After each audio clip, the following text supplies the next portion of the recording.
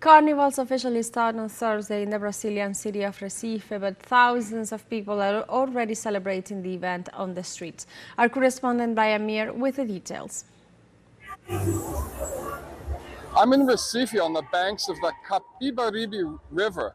Behind me, the famous statue of the Rooster of Dawn, a carnival tradition in this northeastern Brazilian city that goes back to 1978, a period when the dictatorship was beginning to fall and the military loosened their regulations on street carnivals. That was the year that the world's largest carnival block party was founded, the Galo da Madrugada, the Rooster of Dawn. Every Saturday of Carnival since 1994, this party has been registered as the world's largest carnival block, with a record crowd appearing there about 10 years ago of 2.2 million people, dancing behind 30 sound trucks with 30 different bands on them. The rooster itself is a statue that's put up on a main avenue in downtown Recife to commemorate the Carnival Bloco. This year it's 32 meters high, and using the theme of climate change adaptation, it was made from over 20,000 plastic soft drink bottles that were donated by fans of the Galo. So it's the last night before Carnival. As you can see, the crowd is enthusiastic. The streets are packed with people, entire families coming out, sometimes with small children who just don't feel comfortable going to such a big party as the Galo Bloco itself during Carnival. Take their kids to see the statue. It's become part of Recife's tradition. It's just been put up. They've had to reroute 120 city bus lines to accommodate the Galo da Madrugada, which is now officially standing up in the city of Recife the day before Carnival starts. And now we have a short break coming up. In this context, Cuba denounced a new affront to its sovereignty by the U.S. government, which is keeping more than 30,000 migrants in Guantanamo's illegal naval base. Cuban citizens gathered on Wednesday at the Mariana Grajales Square in the province of Guantanamo to condemn the imperialist aggressions of the United States. Furthermore, they demanded that the U.S. government return their territory, which has been illegally occupied for more than 122 years, and blamed Washington for promoting human rights violations in the enclave. In addition, demonstrators denounced the blockade the U.S. has maintained on the Caribbean island for more than 60 years and rejected the re-inclusion of Cuba in the list of countries sponsoring terrorism.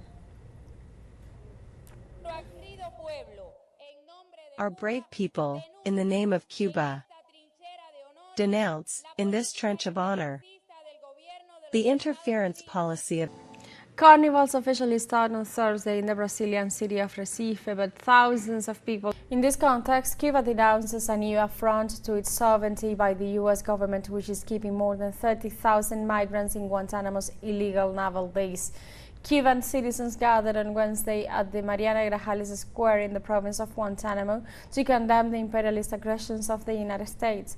Furthermore, they demanded that the U.S. government return their territory, which has been illegally occupied for more than 122 years, and blamed Washington for promoting human rights violations in the enclave. In addition, demonstrators denounced the blockade the U.S. has maintained on the Caribbean island for more than 60 years and rejected the re-inclusion of Cuba in the list of countries sponsoring terrorism.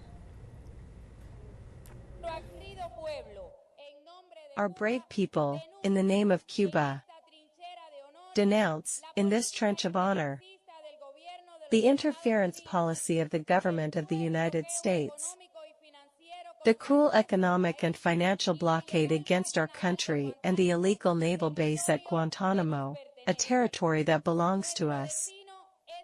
Our destiny is irrevocable. The homeland is happiness and heaven for all, because homeland is humanity, and we will always be anti-imperialist. Gentlemen imperialists, the people of Guantanamo, the first anti-imperialist trench of Cuba, will never surrender. We will continue to depend on this land, and this flag of the Lone Star, that has never been mercenary. Stop terrorism. Long live peace. Ever honor to victory. The United States government has announced that it will expand its visa restriction policy to those associated with the International Medical Cooperation Agreement with Cuba. The measure was announced by U.S. Secretary of State Marco Rubio and represents the seventh aggression against the Caribbean nation in a month. The decision would restrict the granting of visas to Cuban and third country governmental officials whom Washington accuses of accomplices, as well as to persons responsible for the island's international health program. Cuban Minister of Foreign Affairs Bruno Rodriguez accused Rubio of putting his personal agenda ahead of the interests of his government and said the decision was based on falsehoods and coercion, aiming to benefit special interest groups for whom Rubio does warranty the waste of U.S. taxpayers' funds. Hundreds of retirees in Paraguay reject the attempt to privatize the country's loan fund. On Wednesday, groups of retirees protested against the loan system of the pension fund and of the Social Security Institute, questioning its conditions and irregularities. They also condemned the intention of Santiago Peña's government to hand over the administration of the loans of more than 76,000 retirees to the banks. Moreover, they demanded greater transparency and better benefits to satisfy their needs. They are trying to privatize our loan fund. The only thing we retirees have left over is to withdraw our money for our medicine, to subsist, because no one can touch this money. I don't understand why they don't understand this. So, I declare it a government that is a thief, because how are they going to touch the private money that is ours? They say these three councillors that they are saying they represent, who weren't elected by us. We, as retirees, have the right to elect retirees who represent us and who know our needs. Carnivals officially start on Thursday in the Brazilian city of Recife.